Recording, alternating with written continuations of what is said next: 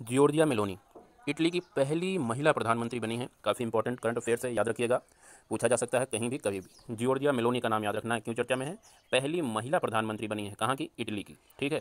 अब इस current affairs के सहारे आइए इटली की कुछ स्टेटिक जीके के बारे में जान लेते हैं। इटली की जो सबसे मोस्ट इंपॉर्टेंट नदी है वो पो नदी है। काफ़ी बार पूछा गया है एग्जामिनेशंस में, यूपीपीसीएस और एमपीपीसीएस कई बार पूछा गया है, यूपीएससी में पूछा गया है।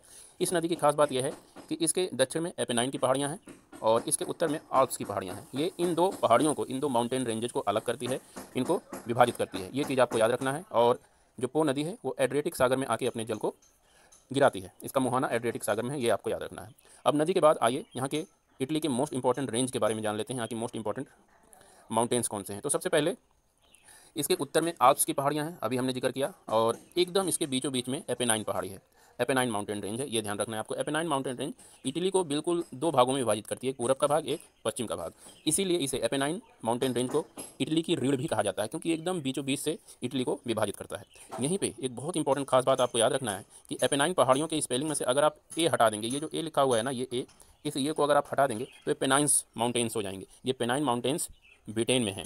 ब्रिटेन की मोस्ट इंपॉर्टेंट जो माउंटेन रेंज है उसका नाम है पेनाइन। तो ये आपको काफ़ी अच्छे तरह से याद रखना है, बिल्कुल कंफ्यूज नहीं होना है। अगर ए लगा देंगे तो इटली की माउंटेन रेंज हो जाएगी और ए हटा देंगे तो ब्रिटेन की माउंटेन रेंज हो जाएगी। याद कैसे रखेंगे? देखिए, इसमें पेन आ रहा है और उसके बाद नाइन शब्द आ रहा है, तो नाइन पेनों वाला पहाड़ करके आप याद रखिए। कहाँ पे है? दो जगहों पे है, एक इटली में है और एक ब्रिटेन में है।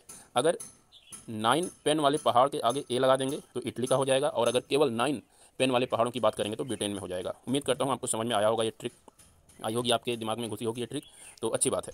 इसके साथ यहाँ की इटली की कुछ और इंपॉर्टेंट फैक्ट फिगर हैं। यहाँ के कुछ ज्वालामुखी पर्वतों के बारे में देख लेते हैं, काफ़ी बार पूछा जाता है।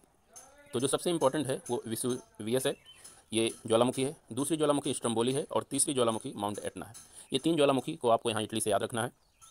इसमें भी खास बात स्ट्रम्बोली को याद रखिए। ये स्ट्रम्बोली जो है जागृत या सक्रिय ज्वालामुखी है। ये फैक्ट बहुत इंपॉर्टेंट है, आपको याद रखना। कैसे याद रखेंगे? देखिए, स्ट्रम्बोली में बोली शब्द लिखा हुआ है, तो कौन बोलेगा? जो जागृत रहेगा वही बोलेगा ना, कि कोई जो मर गया हो बोलेगा। मृत ज्वालामुखी तो बोलेगी नहीं, जो जागृत ज्वालामुखी होगी वही बोलेगी। तो स्ट्रम्बोली से इस तरह से आप याद रखिएगा। ये जो माउंट एटना है, ये माउंट एटना इटली की सिसिली द्वीप पे अवस्थित है। ये फैक्ट भी याद रखिएगा, क्योंकि कभी कभी ऑप्शंस में इटली ना देके केवल सिसिली दे देता है। ठीक है, तो ये चीज़ें याद रखिएगा। तो ये बातें हो गई इटली के बारे में।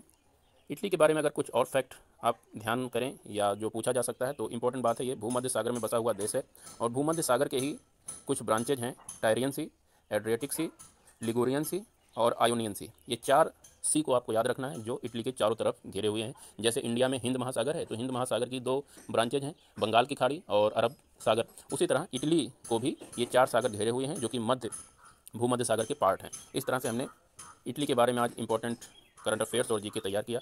उम्मीद करते हैं आपको पसंद आया होगा। नमस्कार।